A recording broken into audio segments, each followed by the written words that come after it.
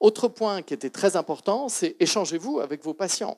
Que dites-vous à vos patients de vaccination? Parlez-vous de vaccination? Eh bien, la majorité des infirmiers qui nous ont répondu échangent régulièrement, ça veut dire quoi? Ça veut dire souvent ou très souvent, avec leurs patients à propos de la vaccination.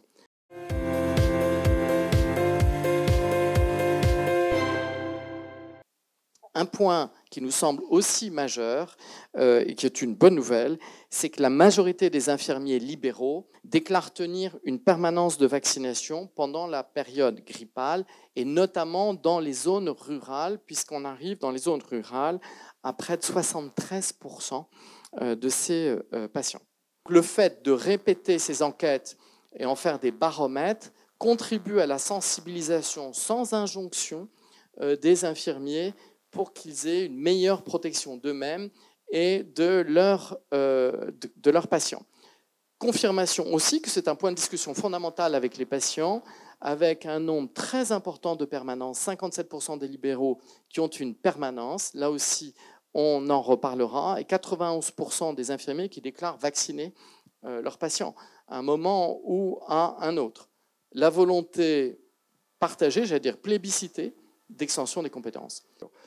Moi, je relève aussi qu'on a un deuxième sujet, c'est que les infirmiers sont capables de discuter l'hésitation vaccinale avec leurs patients, sont des cliniciens qui ont une capacité d'intervenir et donc de combattre ce fléau. Ils ne sont pas tous confortables à 100% pour répondre à toutes les questions. Non, bien sûr, c'est pour ça que la question de l'évolution de la formation initiale pour combattre l'hésitation vaccinale, qui est un sujet mondial, très documenté et très décrit, doit intervenir. Parce que finalement, c'est une réponse scientifique qu'il faut apporter et pas des blabla ou des trucs qu'on retrouve dans la presse people. Donc clairement, c'est vraiment ça qu'il faut mener.